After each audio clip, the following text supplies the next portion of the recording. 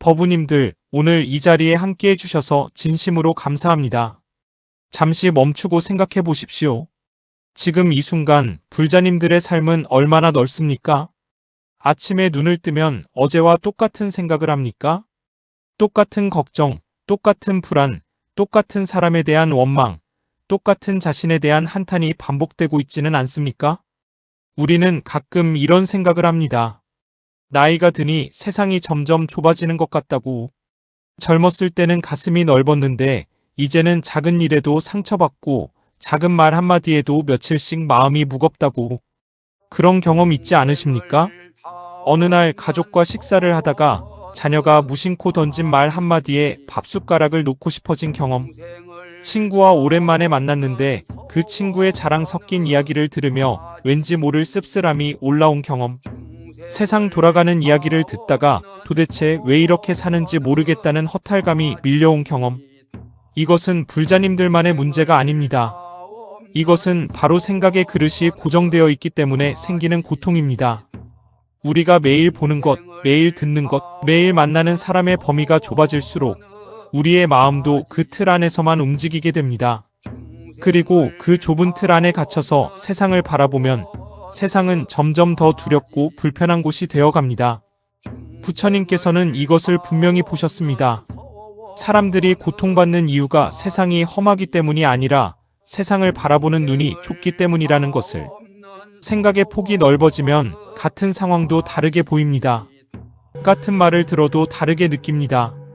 같은 고통을 겪어도 다르게 감내합니다. 오늘 이 시간 부처님의 가르침을 통해 삶을 바라보는 생각의 폭을 넓히는 4가지 공부를 함께 나누고자 합니다. 이 4가지는 어렵고 먼 이야기가 아닙니다.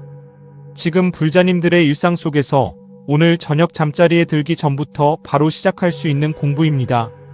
마음을 열고 함께 걸어가 보시겠습니까? 첫 번째로 나와 다른 삶을 인정하는 공부입니다. 보살님들, 솔직히 여쭤보겠습니다. 주변에 나와 다른 방식으로 사는 사람을 보면 어떤 마음이 드십니까? 저 사람은 왜 저렇게 살까? 저렇게 살면 안 되는데, 내가 봐도 저건 잘못된 것인데, 라는 생각이 올라오지 않으십니까? 우리는 자신도 모르는 사이에 자기 삶의 방식을 기준으로 삼아 세상을 재단합니다. 내가 살아온 방식, 내가 옳다고 배운 것, 내가 경험한 것이 전부인 양착각하는 것입니다. 그런데 부처님께서는 이것을 가장 큰 어리석음 중 하나라고 하셨습니다. 맞지마 니까야에 이런 말씀이 전해집니다. 비구들이여, 자신의 견해에 집착하고 그것만이 진실이라고 고집하는 자는 마치 눈먼 자가 어둠 속에서 길을 가면서 자신이 바른 길을 간다고 확신하는 것과 같다. 이것이 무슨 말씀이겠습니까? 내가 옳다는 확신이 강할수록 오히려 진실에서 멀어질 수 있다는 것입니다. 부처님 당시에 이런 일이 있었습니다. 부처님의 제자들 중에 모가라자라는 수행자가 있었습니다. 그는 매우 총명하고 수행도 열심히 하는 사람이었지만 한 가지 문제가 있었습니다. 다른 사문들이나 바라문들의 수행 방식이 자신과 다르면 그것을 인정하지 못하고 늘 논쟁을 벌였습니다. 그는 부처님께 나아가 여쭈었습니다. 세상을 어떻게 바라보면 죽음의 왕에게 사로잡히지 않을 수 있겠습니까? 부처님께서는 간결하게 말씀하셨습니다. 세상을 공으로 보라. 모가라자여, 항상 마음 챙김을 하면서 자아에 대한 견해를 뽑아버려라. 그러면 죽음을 넘어설 수 있을 것이다. 이렇게 세상을 바라보는 자를 죽음의 왕도 보지 못하느니라. 공으로 본다는 것, 비어있다고 본다는 것은 무슨 의미이겠습니까? 나의 방식이 꽉 차 있다는 집착을 내려놓으라는 것입니다. 내가 옳다는 고집, 내 기준이 유일한 기준이라는 착각을 비워내라는 것입니다. 그럴 때 비로소 다른 삶의 방식이 눈에 들어옵니다. 현실적으로 생각해 보십시오. 요즘 불자님들 주변에는 얼마나 다양한 삶의 방식을 가진 분들이 있습니까? 자녀들은 결혼을 안 하겠다고 합니다. 손주들은 유튜브를 보며 공부를 한다고 합니다. 이웃에는 외국에서 온 분들이 전혀 다른 음식을 먹고 전혀 다른 방식으로 살아갑니다. 예전에는 이런 것들이 낯설고 불편했을 수 있습니다. 그런데 만약 이것들을 그저 다른 것이지 틀린 것이 아니라는 눈으로 볼 수 있다면 어떻겠습니까?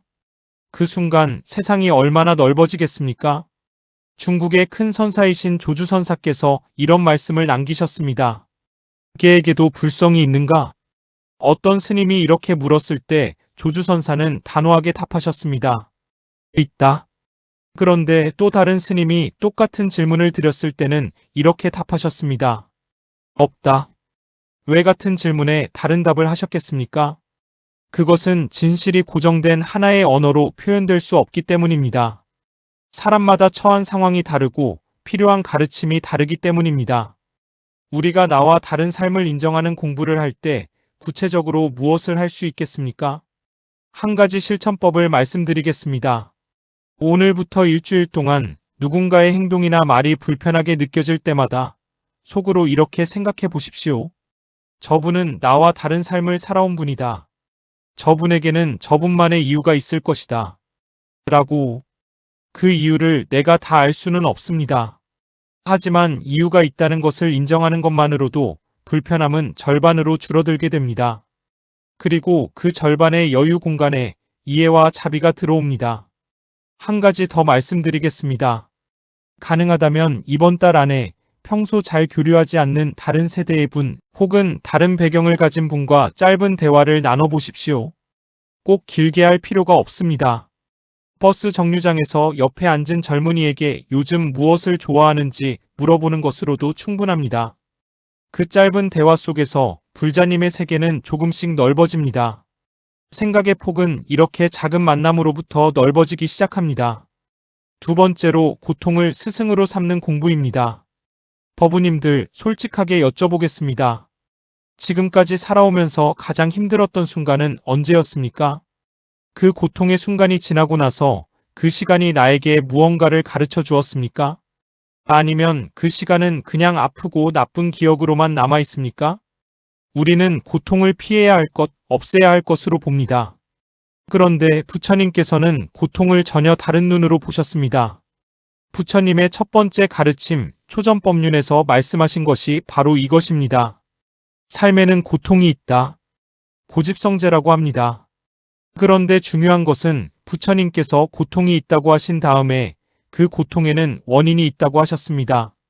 그리고 원인을 알면 고통을 넘어설 수 있다고 하셨습니다. 고통을 부정한 것이 아닙니다. 고통을 직시하셨습니다. 이것이 핵심입니다. 담마파다 법구경에 이런 구절이 있습니다. 고통을 통해 배움을 얻는 자는 세상에서 가장 깊은 지혜를 얻는 자이니라. 고통을 통해 배우는 자, 이것이 바로 고통을 스승으로 삼는 사람입니다. 부처님 당시에 끼사고땀이라는 여인의 이야기가 있습니다. 이 여인은 사랑하는 어린 아들을 갑자기 잃었습니다. 너무 큰 슬픔에 빠진 나머지 죽은 아들을 품에 안고 거리를 헤매며 아들을 살릴 약을 구하러 다녔습니다. 사람들은 그녀를 미쳤다고 했습니다. 그러다 그녀는 부처님께 나아갔습니다. 부처님께서는 그녀에게 이렇게 말씀하셨습니다. 한 번도 죽음이 없었던 집에서 겨자씨 한 톨을 가져오너라. 그것을 가져오면 아들을 살릴 방법을 알려주겠다. 곧다미는 집집마다 다니며 겨자씨를 구했습니다. 그러나 어느 집에도 죽음이 없었던 집은 없었습니다. 모든 집에는 누군가의 죽음이 있었습니다. 그 집집마다의 슬픔을 보면서 그녀는 깨달았습니다. 죽음은 나만의 고통이 아니라는 것을, 고통은 모든 생명이 함께 겪는 것이라는 것을. 그 깨달음은 그녀를 위로하지 않았습니다. 그 대신 그녀를 해방시켰습니다.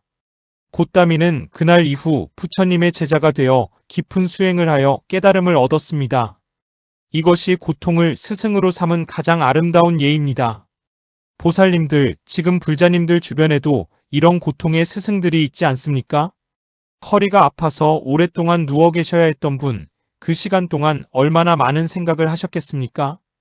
평생 건강만 믿고 살았는데 몸이 아프고 나서야 건강한 하루하루가 얼마나 소중한지를 알게 됩니다.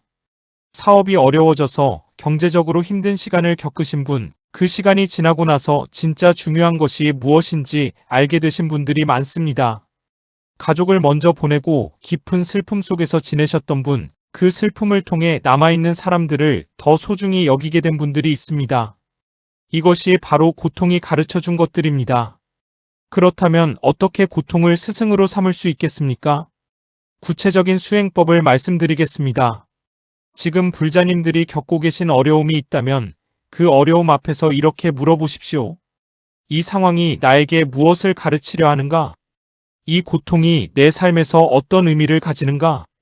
처음에는 답이 나오지 않을 수 있습니다. 그래도 괜찮습니다. 그 질문을 가지고 있는 것만으로도 고통을 대하는 마음이 달라집니다. 원망과 회피 대신 직시와 탕구의 마음이 생깁니다. 또 하나의 수행법을 드리겠습니다. 오늘 저녁 잠자리에 들기 전에 지금까지 살아오면서 가장 힘들었던 순간 하나를 떠올려 보십시오. 그리고 그 시간이 지나고 나서 내가 어떻게 변했는지를 생각해 보십시오. 그 고통이 없었다면 지금의 내가 있었을까 하고 물어보십시오. 아마 많은 분들이 그 고통이 지금의 나를 만들었다는 것을 느끼실 것입니다. 그 느낌이 바로 고통을 스승으로 삼는 첫 번째 문을 여는 것입니다. 불교 명상 중에 윗바사나 수행에서는 고통이 오면 피하지 말고 그 고통을 그대로 바라보라고 가르칩니다. 몸이 아프면 그 아픔을 있는 그대로 바라보십시오. 마음이 괴로우면 그 괴로움을 있는 그대로 바라보십시오. 그 고통을 바라보는 순간 고통은 나를 압도하는 거대한 것에서 관찰할 수 있는 하나의 현상으로 바뀝니다. 그 변화 속에서 생각의 폭은 넓어집니다. 세 번째로 무상을 이해하는 공부입니다. 법우님들 잠시 생각해 보십시오. 지금으로부터 10년 전의 나를 떠올려 보십시오. 그때의 나와 지금의 나는 같은 사람입니까? 외모도 다르고 생각도 다르고 좋아하는 것도 다르고 걱정하는 것도 다릅니다. 그런데 우리는 자신이 변하지 않는다고 착각합니다. 내 생각이 옳고 내 감정이 사실이고 내가 원하는 것이 영원히 중요할 것이라고 생각합니다. 이것이 얼마나 큰 착각입니까? 부처님께서 가르치신 3법인 중 첫 번째가 바로 무상입니다. 모든 것은 변한다. 재행무상이라고 합니다. 금강경에 이런 구절이 있습니다. 일체유의법은 꿈과 같고 환영과 같고 물거품과 같고 그림자와 같고 이슬과 같고 번개와 같으니 마땅히 이와 같이 볼지니라. 일체유의법, 즉 우리가 경험하는 모든 현상은 고정된 실체가 없다는 말씀입니다. 꿈과 같다고 하셨습니다. 꿈은 꾸는 동안에는 실감나지만 깨고 나면 사라집니다. 우리가 지금 너무 중요하다고 여기는 것들, 너무 걱정하는 것들, 너무 집착하는 것들도 마찬가지입니다. 시간이 지나면 그것들의 무게는 달라집니다. 부처님께서 깨달음을 이루시고 나서 처음 하신 일은 자신이 경험한 것을 돌아보시는 것이었습니다. 보리수 아래서 49일을 명상하시고 깨달음을 이루신 후 부처님께서는 이렇게 말씀하셨다고 전해집니다. 신기하고 신기하도다. 모든 중생은 열애의 지혜와 덕상을 구족하고 있건만 다만 망상과 집착으로 인해 스스로 깨닫지 못하고 있구나. 모든 중생은 이미 충분한 지혜를 갖추고 있다는 말씀입니다. 그런데 왜 그것을 모르느냐? 변하는 것을 변하지 않는다고 착각하고 사라질 것에 매달리기 때문이라는 것입니다.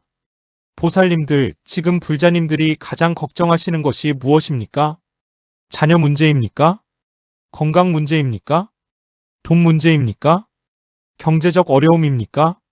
그 걱정들이 1년 후에도 똑같이 중요할까요? 5년 후에도 똑같은 모습으로 남아있을까요? 물론 그 문제들이 중요하지 않다는 말이 아닙니다. 하지만 그 문제들도 변합니다. 지금 이 순간의 모습이 영원하지 않습니다. 이것을 아는 것과 모르는 것은 하늘과 땅의 차이입니다. 조선시대 서산대사께서 이런 말씀을 남기셨습니다. 생사사대몽, 강내몽 중몽. 삶과 죽음은 이미 큰 꿈이요. 깨달음이란 꿈속의 꿈을 깨는 것이라는 뜻입니다. 우리가 너무 심각하게 매달리는 모든 것들이 더 큰 눈으로 보면 하나의 꿈 같은 것이라는 말씀입니다. 이것이 허무주의가 아닙니다. 오히려 이 사실을 알 때 우리는 지금 이 순간을 더욱 소중히 여길 수 있습니다. 어떻게 무상을 이해하는 공부를 일상에서 할 수 있겠습니까? 아주 간단한 수행법이 있습니다. 매일 아침 일어나서 오늘 하루는 새로운 날이다. 어제의 걱정이 오늘을 지배하게 하지 않겠다. 라고 마음속으로 다짐해 보십시오. 이것이 말은 쉬워 보이지만 실제로 하루하루 실천하면 매우 강력한 수행이 됩니다. 또한 지금 불자님들 주변에 있는 것들을 바라볼 때 이것도 언젠가는 변할 것이다 라는 마음으로 바라보십시오. 지금 맞이하는 어려운 상황이면 이것도 지나갈 것이다 라고, 지금 누리고 있는 좋은 것이면 이것을 충분히 감사히 누려야겠다 라고, 이 두 가지 시선이 모두 무상을 이해하는 눈입니다. 특히 지금 힘드신 분들께 이 말씀을 드리고 싶습니다. 이 또한 지나가리라. 이 한마디가 수천 년 동안 인류를 위로해 온 말씀입니다. 그리고 이것은 단순한 위로가 아닙니다. 이것은 진실입니다. 무상, 즉 모든 것은 변한다는 진실. 그 진실이 고통 속에 있는 우리에게는 희망이 되고 좋은 것에 지나치게 매달리는 우리에게는 균형이 됩니다. 무상을 이해하는 생각의 폭이 넓어질 때 삶의 흐름을 타는 지혜가 생깁니다. 흐르는 강물을 거스르지 않고 그 흐름을 따라 헤엄치는 자유로움, 그것이 바로 무상을 아는 자의 삶입니다. 네 번째로 연결과 관계 속에서 나를 발견하는 공부입니다. 법우님들, 우리는 종종 나 혼자라는 외로움을 느낍니다. 아무도 나를 이해하지 못한다는 고독함. 이 세상에 나 혼자 떨어진 것 같은 느낌. 그런 경험 있지 않으십니까? 그런데 부처님께서는 정반대의 가르침을 주셨습니다. 나는 혼자가 아니라 모든 것과 연결되어 있다는 것을. 이것이 바로 연기법입니다. 연기, 즉 모든 것은 서로 의존하여 일어난다는 가르침입니다. 자바안경에 이런 말씀이 있습니다. 이것이 있으므로 저것이 있고 이것이 일어나므로 저것이 일어난다. 이것이 없으므로 저것이 없고 이것이 사라짐으로 저것이 사라진다. 이것이 있으므로 저것이 있다. 이 말씀이 얼마나 깊은 의미를 담고 있는지 생각해 보십시오. 지금 불자님들이 여기 계신 것은 수많은 인연들이 모여 이루어진 것입니다. 부모님이 계셨기에 내가 있습니다. 농부가 있었기에 내가 먹는 쌀이 있습니다. 비가 내렸기에 그 쌀이 자랐습니다. 구름이 있었기에 비가 내렸습니다. 바다가 있었기에 구름이 생겼습니다. 나 하나가 존재하는 데에 이렇게 무한한 연결이 있습니다. 이것을 알 때 나는 더 이상 외롭지 않습니다. 내가 혼자가 아니라 이 우주와 연결되어 있다는 것을 알기 때문입니다. 부처님께서 수행하실 때의 일화가 있습니다. 깨달음을 이루시기 직전 부처님께서는 보리수 아래 앉아 모든 것의 연결을 꿰뚫어 보셨습니다. 그 순간 부처님께서 보신 것은 모든 생명이 서로 연결되어 있다는 것이었습니다. 이 연결을 보시고 부처님께서는 모든 중생에 대한 깊은 자비심이 일어났다고 합니다.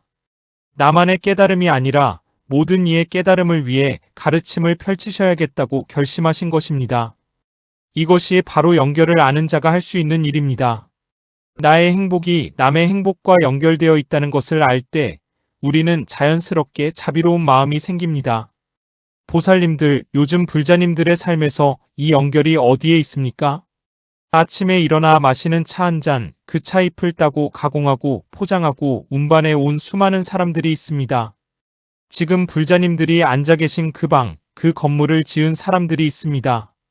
길을 걸을 때 깨끗한 공기를 마실 수 있는 것, 나무들이 있기 때문입니다. 이 모든 것이 연결입니다. 이 연결을 의식하기 시작하면 세상이 달리 보입니다. 나를 불편하게 하는 사람도 사실은 나와 연결된 인연입니다. 그 인연이 나에게 무언가를 가르치기 위해 온 것일 수 있습니다. 구체적인 수행법을 말씀드리겠습니다. 매일 밥을 드시기 전에 잠깐 멈추고 이 밥이 나에게 오기까지 얼마나 많은 손길이 있었는지를 생각해 보십시오. 이것이 불교에서 말하는 공양 전 개송의 정신입니다.